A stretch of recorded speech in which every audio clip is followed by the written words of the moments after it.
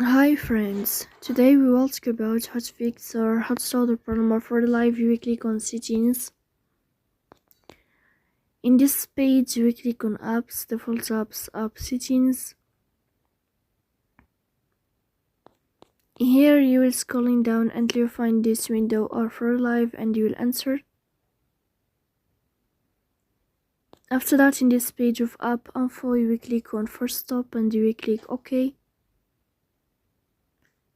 Then you will enter to the window of storage.